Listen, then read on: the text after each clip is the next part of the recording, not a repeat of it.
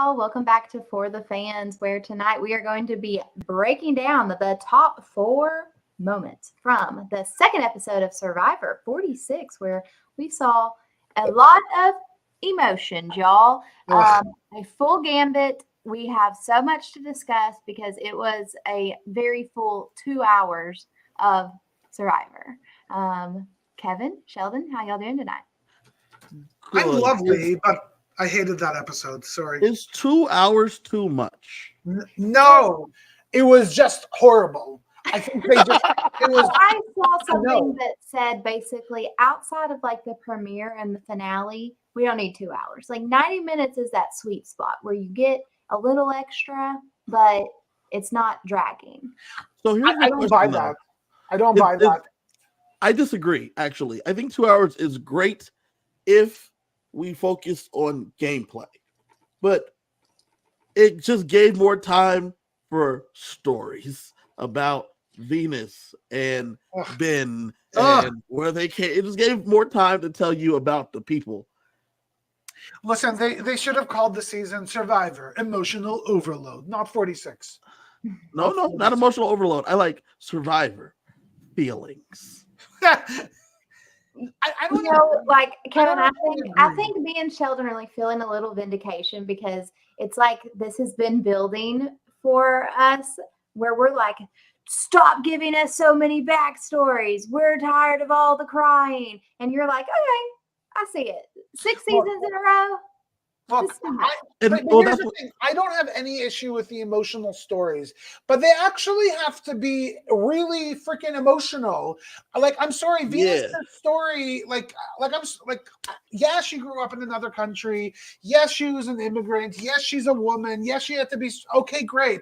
But she didn't get shot at. She wasn't she wasn't in the military and almost died.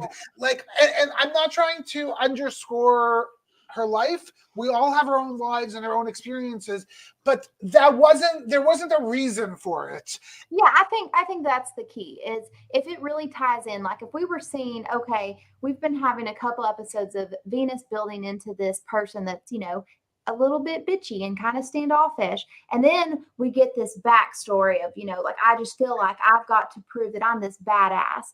Yeah. And we see her like turn an emotional leaf where we see her be vulnerable. Then you're like, oh, okay, this is compelling. Like I really am learning something about this person. But it was kind of like, oh, we're going to stick this in here because we got 2 hours to fill, baby. Yeah. And that's where, like, I know you guys feel a little vindication because you two have been complaining about the story. I don't feel vindicated. But the thing is, though, you two just don't like people's backstory. Kylie especially, she just wants cutthroat gameplay. And I know that's how she is. And Sheldon's a little bit softer. He's cool with it. But Kylie, I know, just wants cutthroat gameplay. And I'm like, I'm really with where Sheldon said, like, if it is something that is compelling, like, whenever you find out about, Ben being, a veteran and the fire setting him off, like that, I want that. But, I've brought up like where, in 41, whenever we're getting JD's backstory and we're finding out he ran cross country in high school, I'm like, I don't give a shit. Well, even actually, I think it's even worse because the stories give me build. Why are they there? And like Kylie, you hit the nail on the head when you were like, if I see a bunch of stuff from Venus, and then I find out why Venus has had not like you said, Sheldon, not a rough life, but like she felt like she's been underestimated or whatever, and it explains what I've seen for 3 episodes. Okay, but this is episode 2. I don't need to know about Venus's stuff. So some of it is probably a little bit, we don't care about these people yet because we just met them. And I just met them. Right. So. Well, and maybe it's just the choice of what they're doing and who they're choosing. Like maybe there is somebody in the class in the cast that we would like, and I would assume that maybe if Kenzie had a real rough some kind of a story, because we've spent a lot of time with Kenzie. Maybe it would be useful, or Tevin. Well, I was going to say Tevin, so I was going to stop you there, because Tevin has done so many things that have been so magnanimous and have connected with so many people, and then we get a whoosh, and then we hear Tevin's story of how he didn't feel like he fit in with people before, but now he's been living his authentic self or something like that. It's like, you've given me. I've seen Tevin on screen for 3 hours, when in hour 2 you whoosh in the Tevin story. It makes sense. Venus we ain't seen but for 5 minutes, so I don't need to see her story. In those 5 minutes, she's been complaining the whole time, so I don't need to now see her story, because I don't care yet. Yeah. All right. Let's get into specifically our 4 areas that we want to cover for tonight. So first, let's talk about fitting in while standing out. Sheldon. Yes. Tell us, who do you see fitting in well? Fitting in well? Yeah. Well, look, there are tribes. There's an entire green tribe. I don't know what their names are, who we haven't seen much, and I assume the only reason we haven't seen much is that there's no drama, and they're not going to tribal. So wait, let me cut you off there, though. We have in the green tribe people like Maria and Jim seeming to be fitting in with the group as a group whole, especially like a Maria, who want to work, the guys want to work with, the girls want to work with, and then forming a Malcolm Denise twosome. Yep. And so that's like, she's fitting in just by working. Even in the challenge, they comment to her how she hadn't moved and hadn't like dropped any of the pieces at all. Like, so she is fitting in from just like hard work and ingenuity. Yeah. So, yeah, 100%. I agree with you. Here's the thing: we do see Venus, and we've talked about Venus. I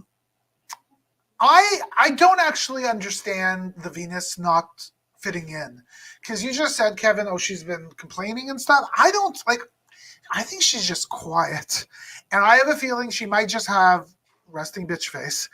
And because of that, people don't want to give her a chance. And the fact that Soda, who did actually have a connection, made a strategic move to be rude to her and to not be friendly even with her. I find that so rude and so disrespectful. I disagree. I don't like that at all. I know you don't like it, Sheldon, but here we are. It's 4 days in. We're 4 days in, right? And Soda has determined that Tevin is one of her closest allies, as she has decided, right? She connects with Venus, but when Tevin's like, man, that Venus girl, huh? Soda's like, yep, trash, right? And then that is like, but there is an alternative. There is an alternative world. The alternative world is, yeah, she's trash, but she's my trash. And no. It's 4 days, Sheldon. I have no loyalty to you after 4 days. This is all right. So let me jump in here and let me offer a counter view. So I think we see kind of the opposite of what Soda does with Kenzie, and I'm not super high on Kenzie like Sheldon is, but you do see Kenzie in episode 1. She forms this tight trio with Tiffany and then also with Q. And in this episode, we see her, take this little journey with Jess and Banu, and she puts some feelers out there like, yeah, I've got these people. What if I can have these people too? And I think that there's nothing wrong with that. And maybe that's where Soda is missing it a little bit of, you can feel great with Tevin. And even when you're with Tevin, I mean, you can shit on Venus, like that's fine, but why cut her off completely? That's where I'm like, this is odd to me. So the thing to me was that it seemed like because Tevin didn't accept Venus and Randon, when Randon was also didn't seem to be in love with Venus, the vibe around the other two were like, I don't know about this Venus person. So it made it very easy to ostracize her and cast her out.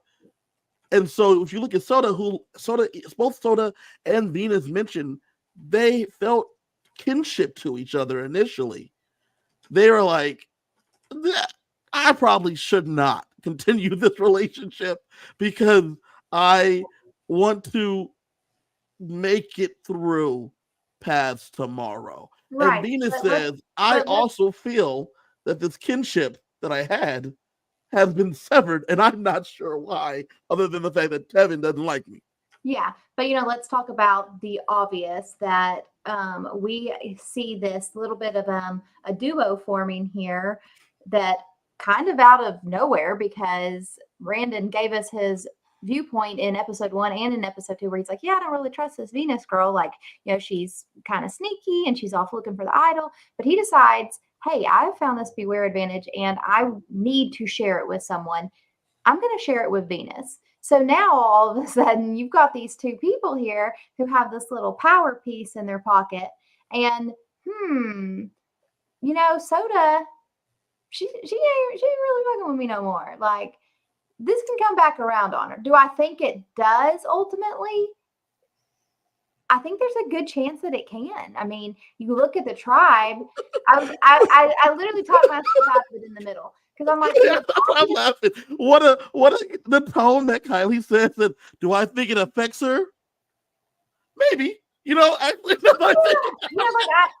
can see the scenario where it does, because you've got Soda, who is probably going to be a little bit of a liability in some challenges, just given her size. And if you're looking at them, you're like, okay, we can boot Tevin with this idol, or we can boot Soda. Well, you know what? I don't care about Soda anymore. I think Soda. I think it's the opposite. I think Soda is a benefit because of her size. I think she is seen as someone that's strong. Look how she was pushing when they were moving the right. No, I think there's some challenges that are going to be beneficial to have Soda, and there's going to be some where they may not be. I agree.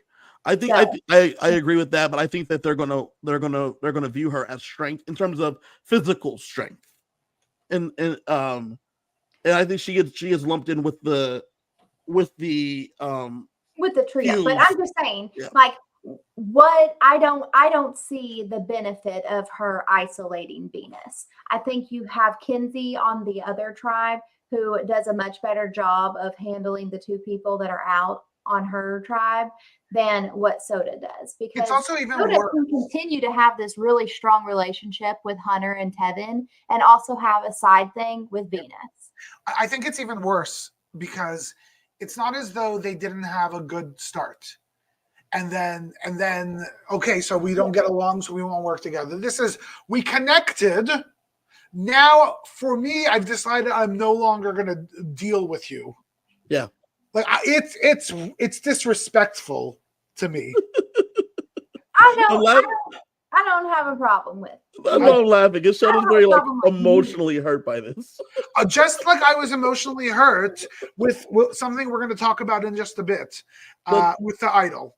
So we talk about the fitting in while standing out. We have 3 different examples of this, right? You guys touched on Kenzie, and you've touched on Venus. In the Green Tribe, you have Charlie using these ways to like connect with people, right? His eccentricities, right? He understands that, first off, the guys apparently want to do like a 3 guys thing, and they want to bring in Maria, right? Yep. Charlie then says, I also have Charlie's Angels over here, but when we get down to 4, it's just going to be the Angels. They will kick out Charlie. So let's do this. Let me make a twosome with Maria, because the guys want to pull Maria. I'm pulled in with the girls. So me and Maria, we get to decide which way this ship is sailing. Correct. And then he says that, and then he goes to Maria, and she's like, I love Denise. And that was when he's like, cool. I'll be Malcolm, you be Denise. the two of us. She's like, you know, it's a sub-alliance. I love sub-alliances. Sub-alliances can work well. Let's do this as a twosome. And so you have Charlie fitting in there, and then to pass time, you have him and Ben going toe to toe, naming songs of music artists, Ben picking anyone he wants, and Charlie picking Taylor Swift because he's a huge Swiftie. He's using it as a positive, and it's compelling to his tribe, and it pulls them all in. What a way to like ingratiate yourself to people. Well, I mean, not only, I mean, I'm sure like whenever you have absolutely nothing to do, watching these two guys like battle back and forth, like, yeah, that's entertaining. But he specifically appeals to Ben. Like, okay, I know, I mean, the guy that talks about like, oh, you know, I'm out here shredding on the island and all he talks about is music. Like, hey, this is something that I can identify with him specifically on. But it also brings good feelings with the whole tribe. Here's the thing that I love. So I love it. It makes perfect sense. It's great fun. It's also a great way to pass the time, and it's a great way to do something with Charlie. I do want to talk a little bit about this Charlie Maria thing. I think they clearly realize they're both in the middle. They should definitely be together and work together. There is a difference between the two of them, and that is, I believe that Maria has a far stronger relationship with the individual girls on her side than Charlie has with the individual guys on his side. And so what that means is that the guys, they might end up voting out Charlie if they need to. The girls will not touch Maria. And so I think she is so well positioned in this tribe. And the fact that the guys also want her completely just says this lady is going to be here for the long run because she is likable. She's an asset to the tribe. They obviously want her around. Maria's killing this game so far. Yeah. Really, really impressed with Maria. We didn't get enough of her this episode. I want more and more. Yeah, she was fantastic. And so we have 3 different ways of people fitting in. I do want to say something about Kinsey, though, is that you guys felt that was a good move by her. I felt like it was a bad move personally. What because her trying to pull in Jess and Banu, because whatever work she was doing with the two of them for those 3 days before, it seemed she thought she could fix it after this vote. But it made them both immediately skeptical of her. But as we find out later, they both trust Q. So the Kinsey part of it was already too late. I actually 1,000% agree with you, Kevin. I don't think it was a good move at all. I think it was an unnecessary move, and it was actually a useless move. All she had to do with Banu and Jess is make sure they feel comfortable with her. They don't have to, like, that's all she has to do. 100%. That is, I agree completely there. Go on the journey with them, connect with them as people. Like, it's fine if they see you being friendly, but then whenever you throw out one of their names and then Jess turns around and tells them, like, why did you do that? Big misstep there. I like the idea of what she's doing, 100%. Of connecting and building individual connections with everybody. Right here in the chat, Dawn says, is Maria viewed as valuable as she is without a second vote? As she is without a second vote. She had a second vote, so the dudes are like, let's bring her in.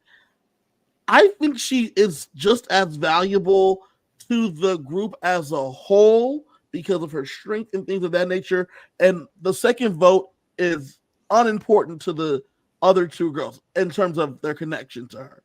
Now, for Ben and Tim, maybe, admittedly.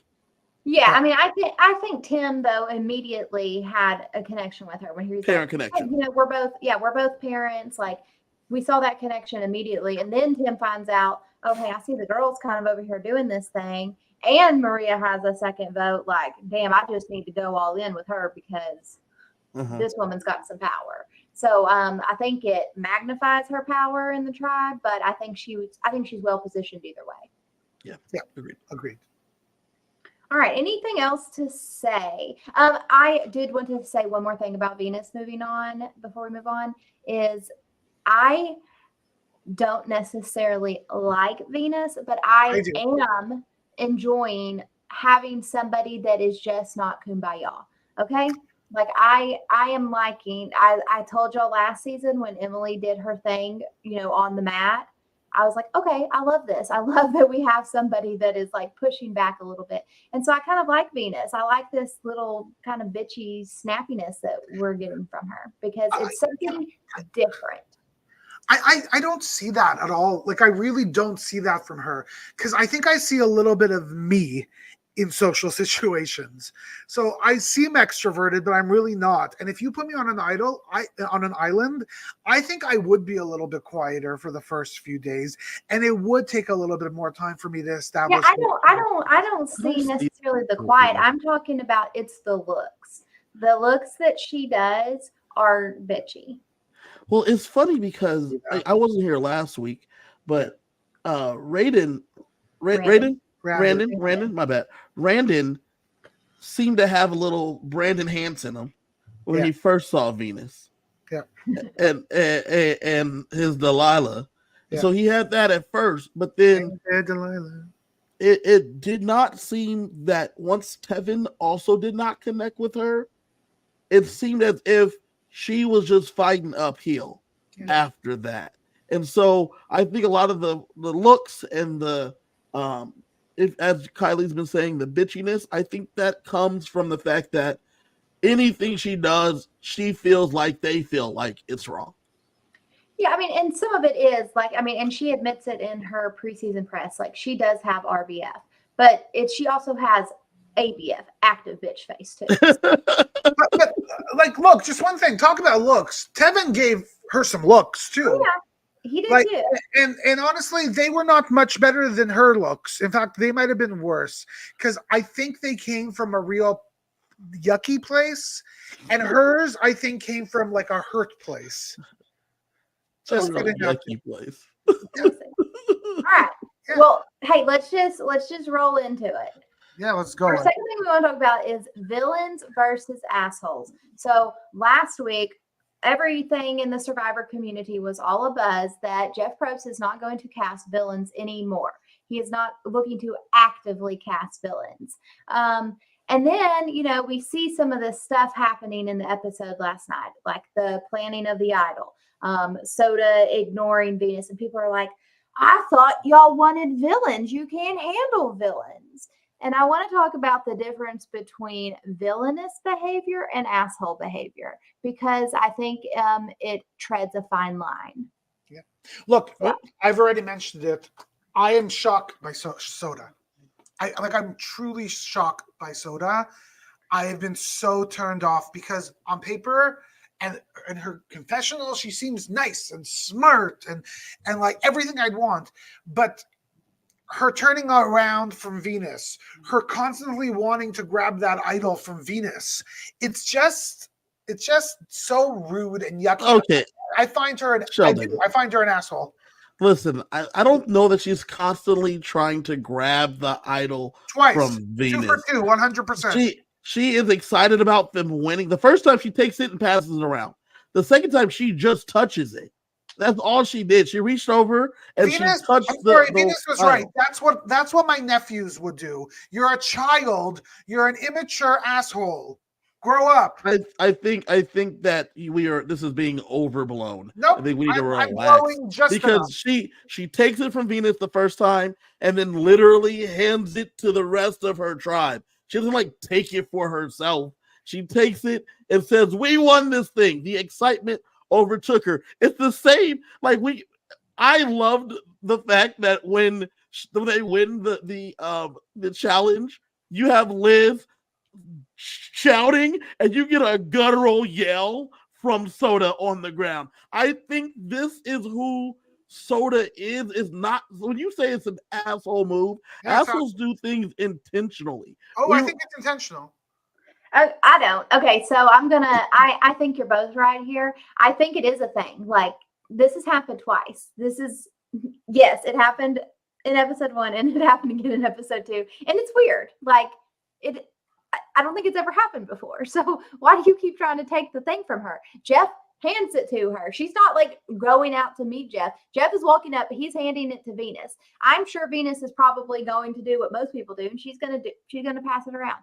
Do I think Soda does it Maliciously? No. I don't think it's malicious. I think she's excited and she's just wanting to jump in there. This part of it, I do not think that she's being an asshole. Yes. I don't, maliciousness doesn't, if I'm malicious or not, doesn't mean I'm not an asshole. I could still be an asshole even if I'm, No. Being an asshole is a conscientious thing. When Russell burns that man's socks, that is a conscious decision. That is a conscious asshole behavior. He is an uber asshole. I still think Soda's an asshole. Like, stay on your side. Okay, stay on your side. We won this, Sheldon. Let's talk let her give it to you. Don't just pull it. You're not an immature child. Okay, let's talk a little more about Soda. So now twice in the Matt challenges, we've gotten Soda kind of, like instigating the other side, the other tribes, like, and they're all kind of going in on Jelinski and, last name first out. And did he catch several votes? They're poking and they're having fun. But then Soda she gets a few more jabs in there. Like, how's the food over there? No, Q started it though. What do you think about her comments? Q came at her and she said, listen, man, I'm not going to sit here. I got jabs back, baby. I got jabs back. And the Venus is like, stop. And she's like, he started it. I'm going to end it. And that's kind of it. Like, I like Soda way more now than I did when we did the preview, because she is willing to dish it back. There is no, like I said, when she yelled in the challenge, when she's out there, she knows how to fit in, how to just lay back, get with Tevin, connect with him. And then like even this right here, this tit for tat. Q definitely shut up after that. That was the food.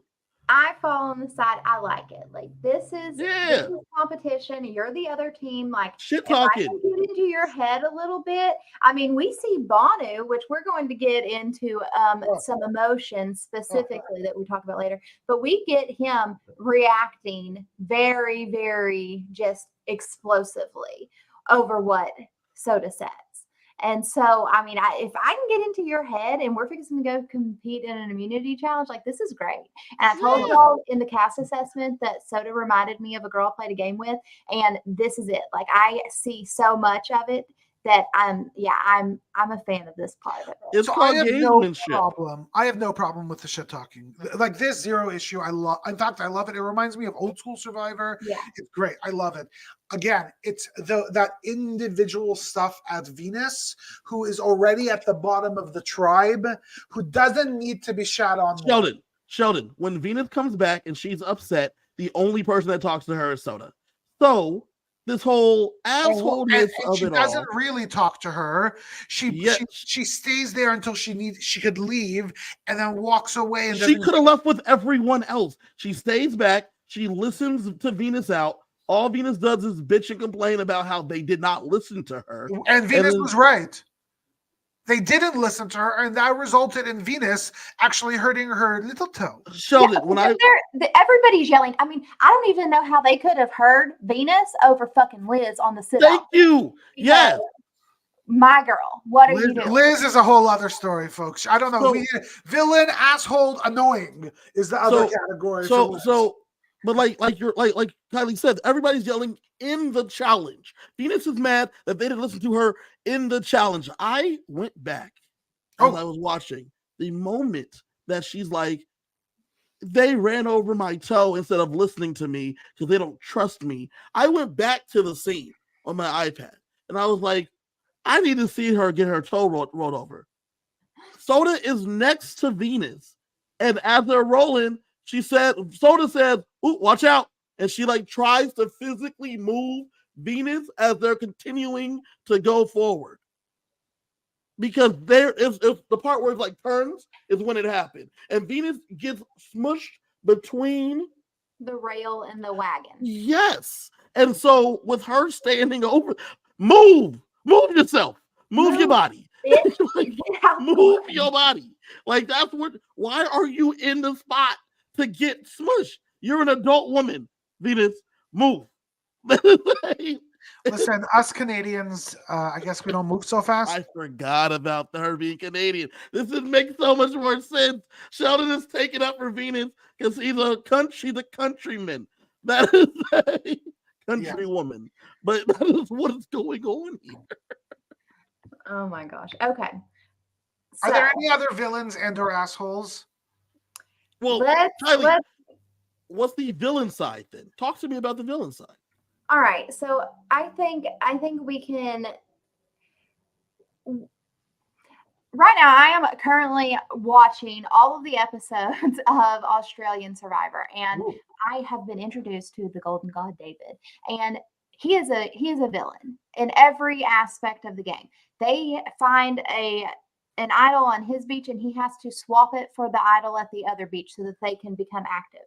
He gives the person on the other beach a fake idol. This is villainous behavior. This is fun to watch. Like, you want people that are conniving and scheming and just, in the confessionals, he is like, what are these idiots doing? Like, I am flipping this whole tribe. And he is just going on and on. That is a villain. On the flip side, we have this asshole behavior, and we're just going to call it what it is. So we, skipping ahead, but it's fine. You've all watched the episode or you wouldn't be here. We have the purple tribe. I can't remember what they're called. The Nami. Nope, the other one. Vanu. It's definitely not Nami, because Nami got a song. Yeah. Excuse me. Vanu. And this Vanu tribe decides, okay, Jess, she's on the outs, but we want to make her feel safe. So I made a fake idol. I don't know if that. I don't know that the tribe decides this. Kinsey decides this. Yeah. Almost everybody is complicit. Okay, and so we're going to hold her hand, and we're going to lead her to this fake idol. But the problem is a good villain owns their villainous behavior, and these three people.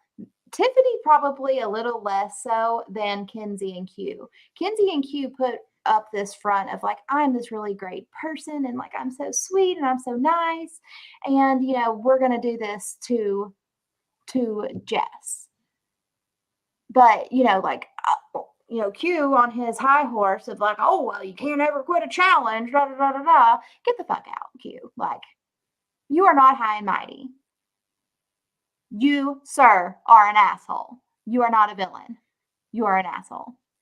This girl, you're trying to tell me, Jess, the girl that is out here eating ants off of leaves, deserves to have this elaborate ruse created so she does not play her shot in the dark for a 1 in 6 chance to not go home. Especially when she was willing to do exactly what Q wanted her to do. The thing that I don't understand, though, that you just said this David person in Australia makes a fake idol and gives it to a person. Q also makes a fake idol. Well, Q doesn't make the fake idol, but he takes a fake idol and gives it to a person. But one is a villain and the other one's an asshole, even though they did the same thing to have the person. Confessionals. He's like, I'm so sneaky. I got them. Q's like, I'm so honorable and distinguished. No, they're like, this is to make sure she doesn't do the thing so we can send her home. Like, this is to me, this is where the line. I think some of it too is your target. So David does this against basically the other Adonis in the game, like 6'5" former professional athlete. They're doing this against Jess, who, hasn't slept in 5 days and can barely form a sentence at tribal council. This is the one that we need to do all of this to. We're out here to play. In truth, I didn't find that very villainous. That's the truth. Or asshole-ish. I found it like they were trying to do something strategic and they were going to do it. But the truth is, I don't necessarily... This is overplaying. There's just no need for it. Jess was going to do whatever they told her to do, and then she could have just gone home and like what's the point? Like, I don't know. Listen, I'm going to stand on the table right now and say that they made a mistake. They should have voted out Jess first. I don't think that. I mean, disagree they on made that. a mistake in terms of obviously Jelinski would have helped in that The challenge, persistent- but in terms of the strategic part of, hey, we know Jelinski doesn't have a vote. He can't play his shot in the dark. Oh, Let's yeah, just that's get him out of here. That part of it, yeah, take out the person that you know that you can get. And obviously, they are very concerned about the shot in the dark because what they have to go to in episode 2 to protect against the shot in the dark. So if you're these 5 people, they made the right decision. When does this I shot in the dark? completely agree with you. I don't understand why Jess didn't go home first. The when they played the shot in the dark successfully, was that in 45? 45. They did not see it. They didn't see it then. Okay. So they're just concerned about it as a that's right, Caleb did it. So they're just concerned about it as a game mechanic in general. Yeah. Oh yeah, Caleb was So if anything, if I'm with Sheldon more that this is a nothing burger, but if it's anything, it's to definitely more villainous than asshole because it's a game. There's a game strategy behind it. When we have people like when Liz is just talking about, I don't care about the money because I'm rich, or like whatever she's doing, that's just like asshole behavior. Like that is like, just 1 second. You give me my dues because I told you that all Liz talked about was money, and you were like, yeah, you were no. So here's my question though. Yes. Around, I agree. Liz is a whole lot of something. Insufferable.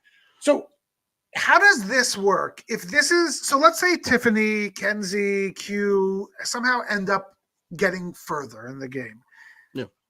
If this is what they're willing to do to Jess, yeah, they're gonna crash and burn because they won't be able to pull something like this on Maria. Like they won't be able to do that. Like this is too messy, too overplayed, too much. So not to cut you off, Sheldon, that's why I wanted to zero in on Kenzie. This is like Kenzie goes to Tiffany and says, "Are we going to do the thing or not?" And then Kenzie says, "I took the beads off his thing and I made this idol." Kenzie wants this move. I don't even know for a resume or just because of the I'm on Survivor of it all, but this is a Kenzie move. Yeah. And like you were saying, Kylie, Tiffany is just complicit. She's not really trying to do the thing. She doesn't even think. She's like, all right, if you want to, we can. I don't really give a fuck. Like, and then she said, like, let me bring Jess over here to this wall. Just, Kate, let's look near the wall. And just like, oh, the tree over here. Let's see if it's in here. And then she's like, what am I supposed to do with you? Like, it's over here in this wall right here. I just placed it in the same place I found it. And she doesn't, and then they have Q go hand it to her. That's what they settle with, because I feel like Q and Tiffany are just trying to help get Kenzie's plan off. They don't really care. So Sheldon, you're saying if the 3 of them are going to do something later, I don't think that for Q and Tiffany, this is not really something that they really want to do. I think Kenzie, we see Kenzie early, we see her here. I think Kenzie wants to sit and be the strategist. Yeah, I think you're right. Like I do think you're right, but Q did get very excited by it. But yeah, no, I think I think you explained that really well. I think you might be right, but my point still stands because let's say we don't talk about the 3 of them, we just talk about Kenzie. Like it's a disaster for her. Yeah, it didn't even work on Jess. It didn't even work on Jess. She's like, this looks a lot like the beads on the torch. Yeah, in her exit press, she said she was like 99.9% sure that it was fake. She was like, yeah, I played it because obviously you just do it, but I did not actually believe that it was a real idol. Correct. There was no part of me that thought that. And so it's not even a good move, right? It's not even a good one, but it's like they're like, all right, man, Kenzie, do you, girl. Like this is us helping Kenzie get her shit off. Like, yeah. And I think we're going to hit on him more in our last topic, but I think we have another person that is falling into the asshole category. Uh-oh. And that's Banu. Asshole? I think Banu's an asshole. Asshole? Annoying. Yeah. Asshole? I think he's an asshole. Why? Nah, man. Banu's a very nice dude. They all said it. They all said he's extremely nice. I think he's not a very good he's player. an asshole. Why is he's he not an a very good asshole? player? We're going to talk about it. We're going to get into it right here. Persistence is key. So let's talk about this immunity challenge. This was good. I liked it. I thought it was fun. It was, we got like a little sneak peek of it in 45 where they did it with the individual immunity and they had to build the puzzle. And remember, Drew didn't have it on, or Austin didn't have it on both sides, and Drew did. And then we just get it on this blown up scale. And I thought this was really fun. And my gosh, like they picked the correct word to be spelling out persistence, because that is what they needed to complete this challenge. Yep. Look, it was anybody's game too, which was a lot of fun. And Which this really comes to the need of Jelinski, because truth be told, that tribe needed a tall guy. That said, he might have just become very short that day and like couldn't do anything. But even if he was short, he's not going to be one. When Q yells at Jess to use two hands, I'm like, why is she only trying to hold it up with one hand? What are you doing over here? And the speed. Come on. Even I'd be booking it. Come on. And so, Tiffany I mean, a little in defense of Jess, where you've got Tiffany after the challenge, she's very upset because, she's like, I gave my all. And, I don't feel like everybody was doing that, specifically Jess. I think that Tiffany's all may not be Jess's all. So where Tiffany is running and she's moving quickly through everything, that just may not be what Jess is capable of doing. Like Jess, her strength may be, hey, I know that she 3D printed puzzles. Like, hey, if I would have had, like a puzzle to put together, I would have been able to knock that out. But the, endurance part and the strength part, it ain't for me. Yeah. And perception's everything though. And so perception's everything. So if my all is not your all, and I'm perceiving that you're not giving your all, then you just telling me afterwards that you gave your best effort. It doesn't. If I didn't feel like you were giving you didn't collapse when we were done. I collapsed. You didn't collapse when we were done, which means to me you have more in the tank. Yep. Like I completely agree with Kevin. Completely agree. All right. So Tracy brings up a great point. Me and Kevin talked about this a little bit before the episode. They should have put Jess on the end pieces since she was short, taller people in the middle. So we do see Jess like trying to put in the last puzzle piece, one of the last puzzle pieces. Wow. But Banu's tall ass is holding the end. And I'm just trying to figure out why. So this is why he's an asshole? Because he's no. This is part of it.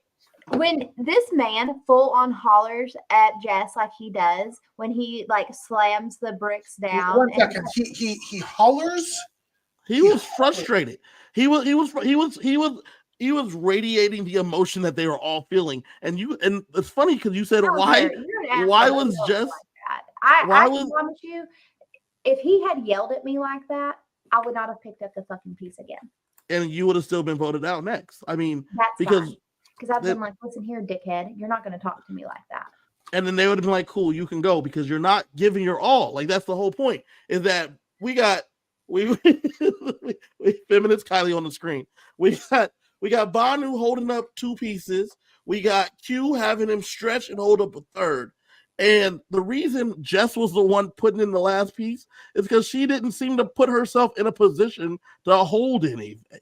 Because when she was holding, it was the one piece. And then at one point you get Drill Sergeant Q, who's like, all right, you maggots, this is what we're doing now. And he like takes control. There was seemingly a complete lack of communication or planning or thought, which is very strange because they took a lot of time to figure out the word, which is like, they're not dumb. Like, and I'm sorry, that wasn't a hard word to figure out. So why didn't they spend some time to maybe 2 seconds? Let's figure out how we're going to stage I'll tell you why, Sheldon. I'll tell you exactly why. It's because they were already behind. And so I think that they felt the crunch of being behind once they got the word, even though you're right, it didn't seem like it was hard to get. I felt like they got there late and they get the word and then they just jump into doing stuff. Yeah. And there was no did not seem to be a it plan. falls 6 times for everybody. Yeah, it's true. Like, isn't that let's take 20 seconds. Let's take a beat. Yeah, Let's take a beat.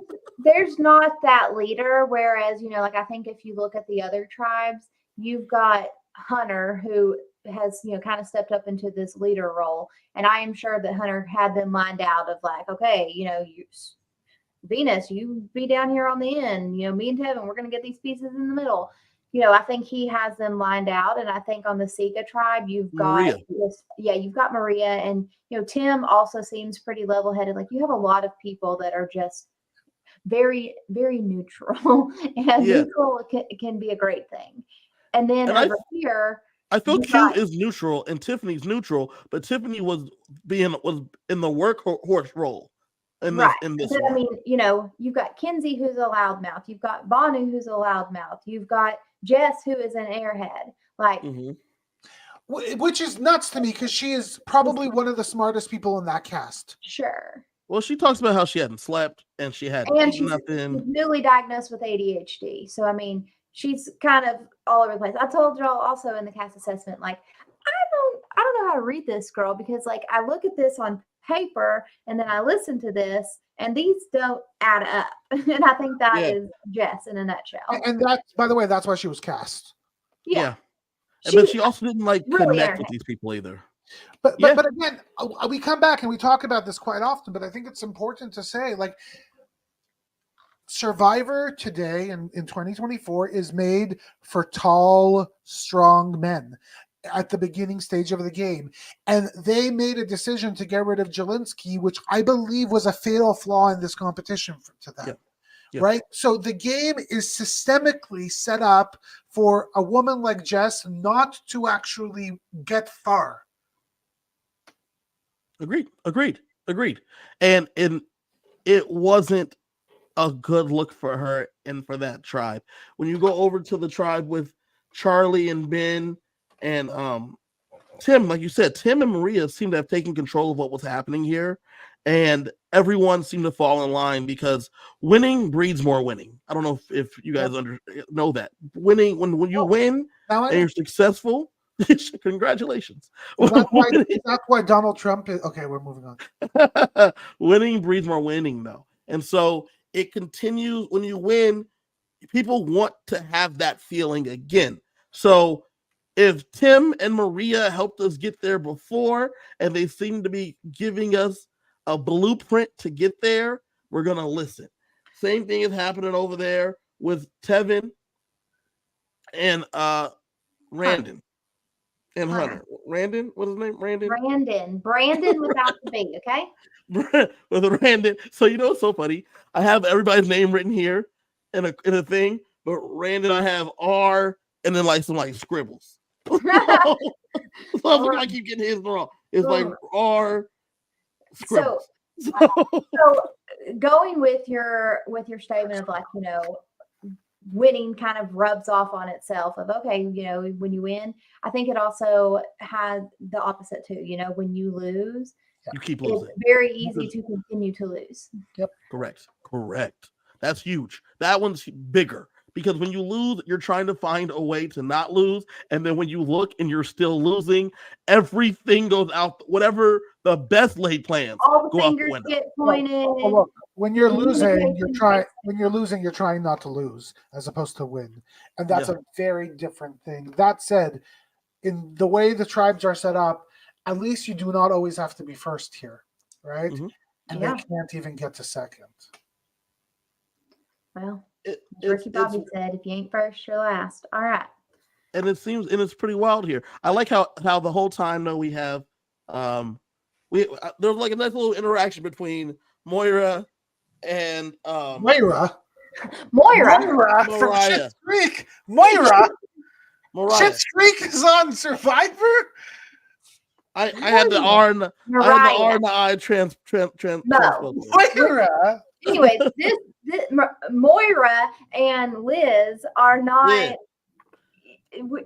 You mean what? I can't remember what her names are. This is the Parent Trap reimagined, because these two are sisters. Yes. They could have gone over there and switched glasses and switched buffs. Jeff never would have known that the wrong person went to the wrong camp. I like your glasses. I like your socks. Oh, look at us, twinsies. However, I certainly like Moira a lot more than Liz. And Moira is going to hopefully be around for a long time. Liz will be the first one out. Very different people. I like afterwards, like I said. Now, this is something I want to touch on before we get into our next piece, which is about emotions. Actually, let's go to emotions. Yeah, let's go to it because let's get emotional. They lose the challenge, and very visibly, like you just said, Kylie, a minute ago, losing begat more losing. And Tiffany is beside herself, but she doesn't want to explode because, as I was saying earlier, her perception is that Jess did not come here today to win based on the way I saw you behaving. Well, so hold on. I don't think that's why she didn't want to explode. She was. Well, no. Like, I think she made it very clear. She made it very clear why she didn't want to explode. Right. Because she doesn't want to be typecast and seen as an angry black woman. Which I have to say made me so sad, because if she would have exploded, I think it would have been so freaking fair and right. Like, it would have just been human. And the fact that she came back. I disagree. I disagree on that part from any of them. Like, if any of them would have exploded at Jess, like, I'm sorry. Yes, Jess was terrible in the challenge. None of them were fucking good. So don't explode on me whenever all of y'all were. Yeah, but hold on. Jess is not the only one that dropped blocks. It's different when it's coming from a black woman. Sure, no, I'm not arguing that aspect of it. I am arguing it would not have been justified to single out one person in this challenge. That's what's hard though. That's where I disagree, because from Tiffany's perspective, she's sitting there, she has sweat dripping down her body, and she's holding this thing, and because Tiffany gave the most effort by far. Tiffany gave the most effort from that group by far. Yeah. If you're looking at it as she's sitting there stretching her body and holding the things, but then when you look over and just got one hand up there like this is it. I don't know what anyone else was doing. If I'm Tiffany, I know I saw you with one hand. You know what I'm saying? But so like, to me, the thing about this that upset me is, again, it's the fact that I felt very bad watching her come back to camp and talking about how she had to censor herself. 100%. And that to me was a lot, because it's a lot. We've had conversations like this before on this pod and with each other off air, but that's a lot for a person to put on themselves. Like, she cannot hold she cannot represent every black person. Like she cannot. Like, that's a lot to put on yourself, and that's a big ass weight to have on you while you play a really difficult game. That's a lot. Everybody's watching, man. Bad. Everybody's watching, and we, as a black man, we know who we are. Like, we know there's certain perceptions already out there, so no one's trying to feed into said perception. And so when I thought it was such a real moment when she says that I am mad at myself because I feel like I lost it out there, and I should have kept my cool, and I couldn't keep my cool, and it got away from me. By the way, that would have been the time to go to her emotional sob story. Then it would have made sense. Whoosh it in. They missed the opportunity. Yeah, no, I mean, I agree completely with what you're saying. Like, from Tiffany's aspect, I just disagree that it would have been warranted from anybody towards anybody. So can we talk a little bit about Bonu? because if we're talking about emotions, he might be Mr. Emotions. Kevin, you really didn't like Carolyn in 2 seasons ago. Right. I loved Carolyn. I think I feel the same way about Banu that you felt about Carolyn.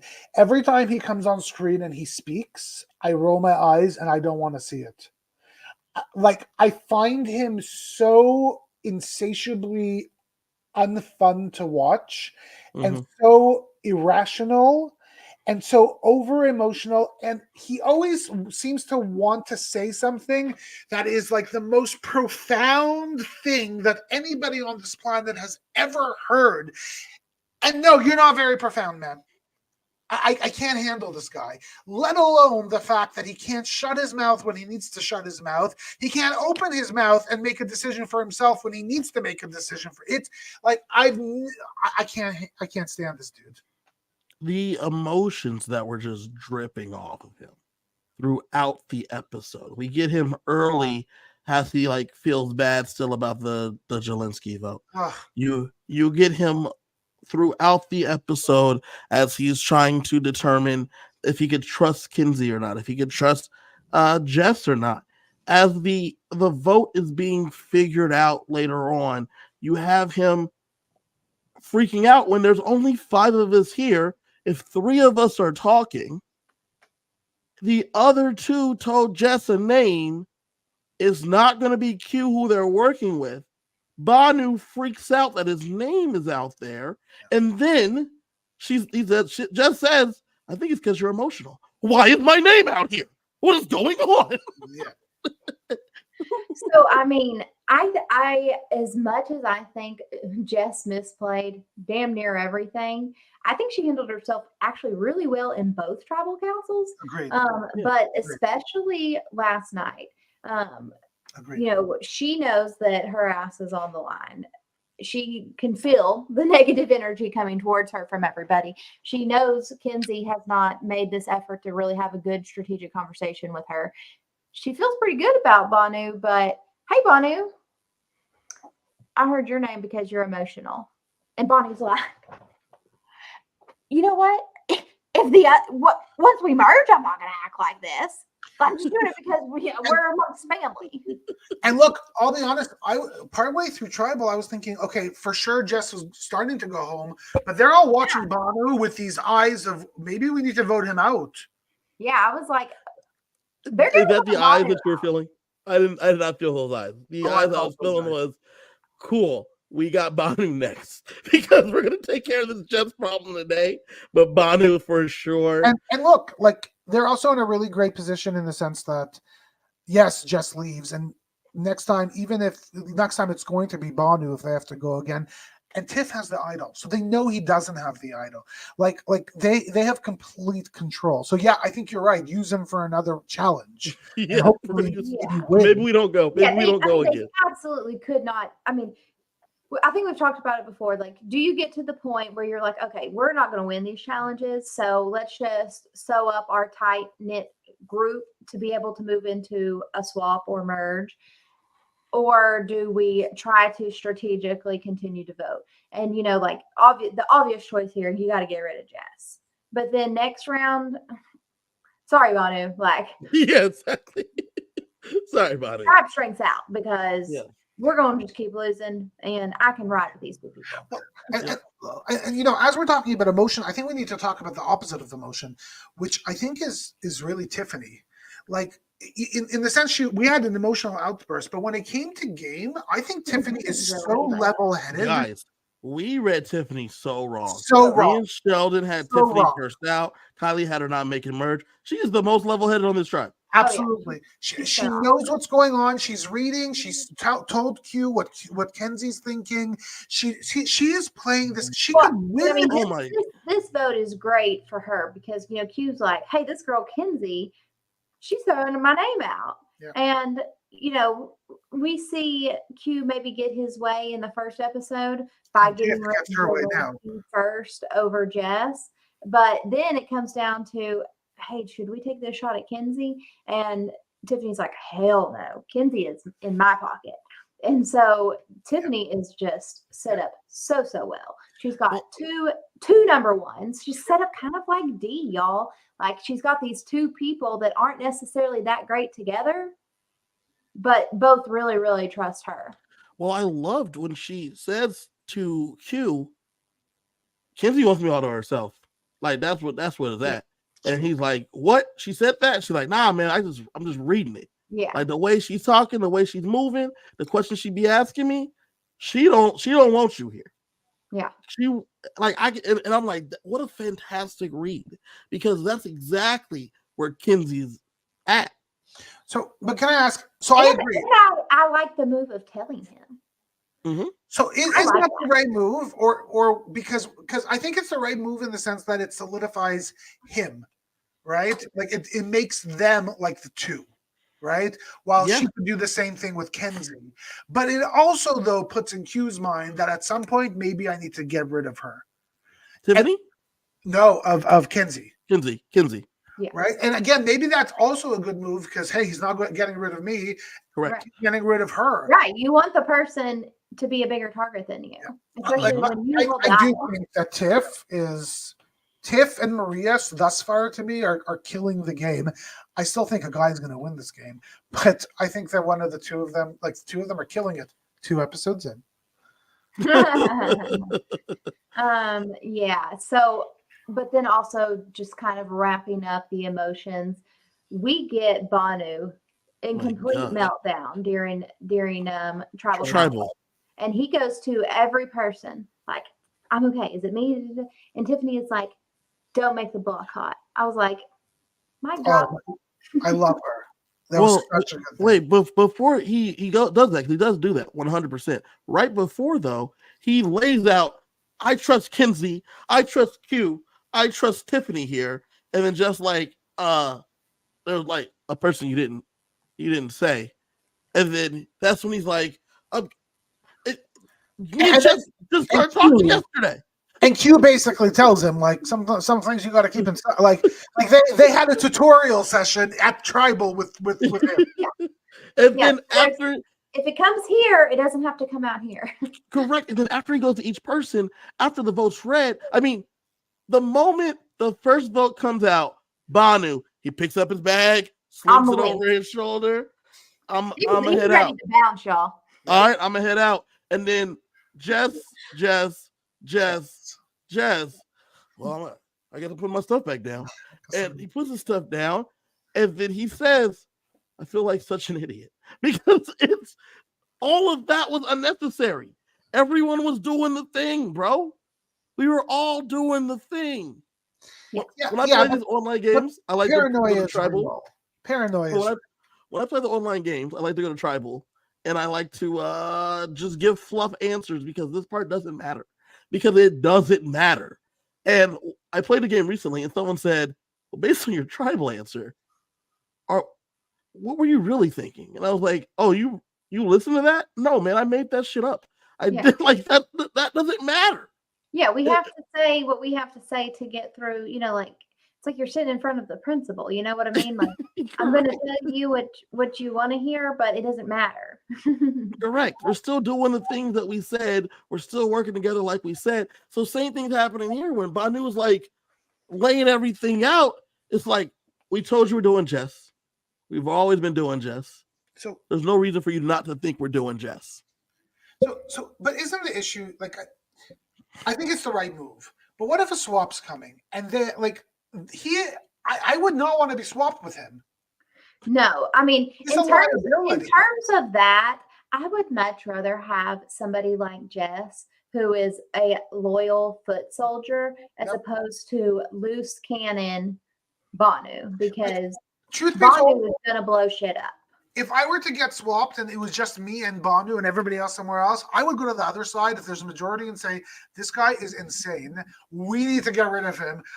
I'm voting whatever you want me to do, just save me. This dude's got to go. No, it's crazy though. So we're talking about Banu's emotions. How about Venus's emotions, right? Venus says, the moment I switch, I'm flipping. There's no, I'm out of here. Like you've been saying this whole time, Kylie, she has both RBF and ABF, right? They read it. This is why if we lose, you're going home, because you're not able to keep your emotions in check about what's going on here. And they're making it very clear that we're right about you by proxy. Like you may not actually be the person we think you are, but you are being the person we think you are. Mm-hmm. And it's not working for you. Yeah, no, 100%. It's such a wild thing. And you're seeing it in two different tribes. We haven't seen too much of the Green tribe, so we don't really see more other than the quirky emotion of Ben. We had Jungle Jim. Like we don't really see too much more than that. Yeah. But the emotions, it's all over the place. Yeah. All right. So let's move into our discussion about our winner picks and where we see them at so far in this game. I mean, I know that personally I can go first because my winner pick is Hunter. And was he on the episode? Yeah, no. I think he had one confessional, maybe. And hey, Hunter is solid in his tribe, and that's what I got to say about him right now. Like, Hunter is not going home. No. I'm gonna go second because I had Jungle Jim. She hanging out, seems to be fine with the girls. Probably wouldn't be the first one they target. I think they go after Moira first. So I think that's what they would do. So I think Jungle Jim is fine. If she were to lose, the guys they would target her over Jim. So if Charlie decides to go that way, go with the guys, yeah. I think that ultimately Charlie stayed with the Angels. Yeah.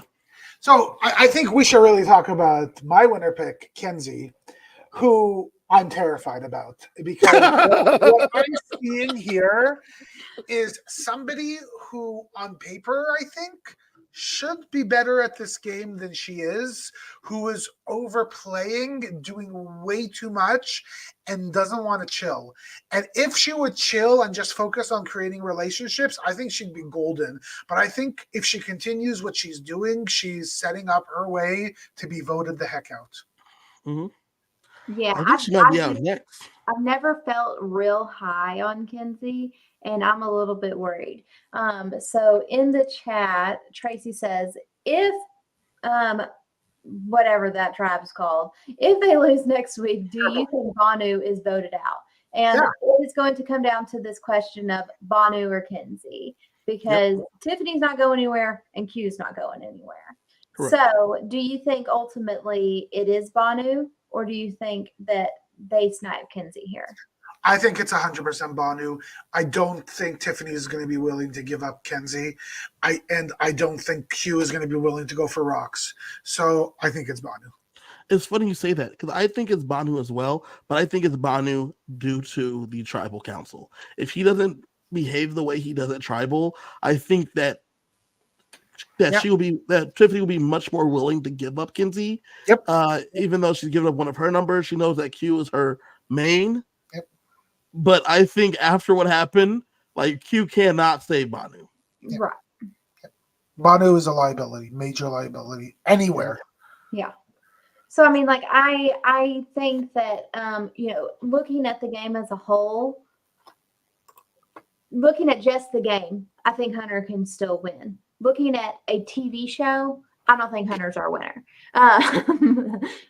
We'll see, because as Survivor has been well known to do, they can't edit a social game very well. And if Hunter is playing this, kind of low key under the radar game a little bit, I don't think Survivor is great at showing us that. So there's always hope for him. And, Kevin, I think a little bit the same there with Jim too. We're not getting a lot from the Siga tribe, but, Jim is obviously going to be more of a social player than anything. And I think that's a little bit harder to highlight. Well, I was going to say, I feel better about Jim because we're not seeing anything from that tribe. So it's like, since we're getting nothing, there's not nothing to not show. We're getting so much Tevin and Soda and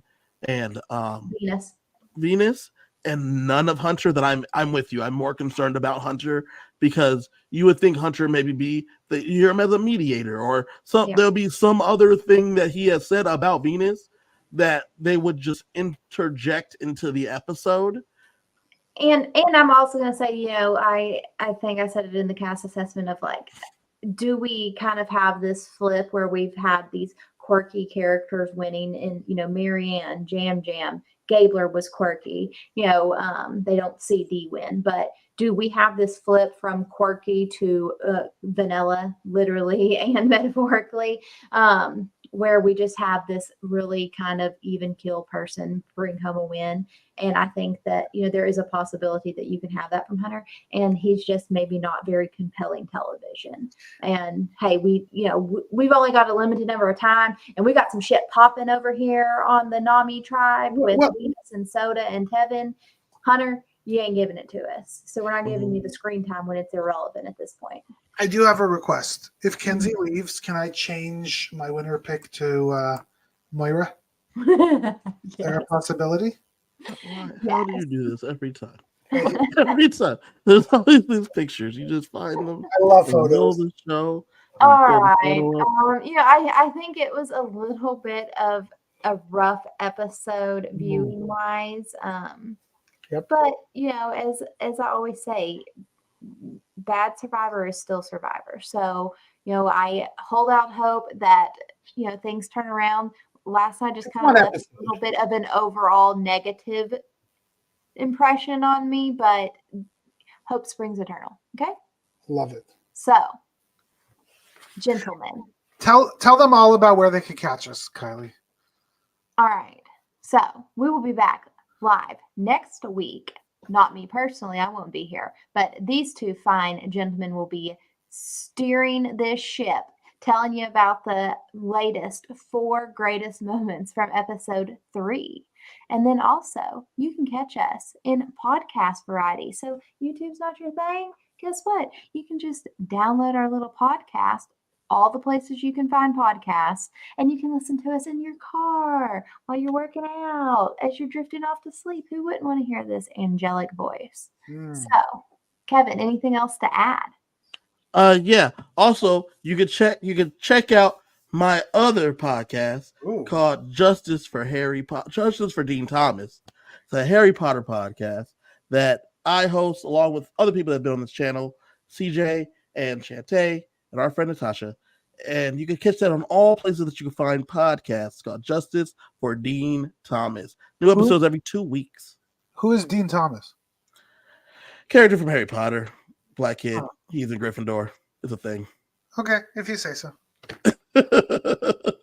All right, y'all. Well, thanks for joining us. Let us know your thoughts on all of the big moments from episode 2, and let us know, is emotions here to stay? Is this going to rule the season, or do we see something else prevail? All right, thanks, guys.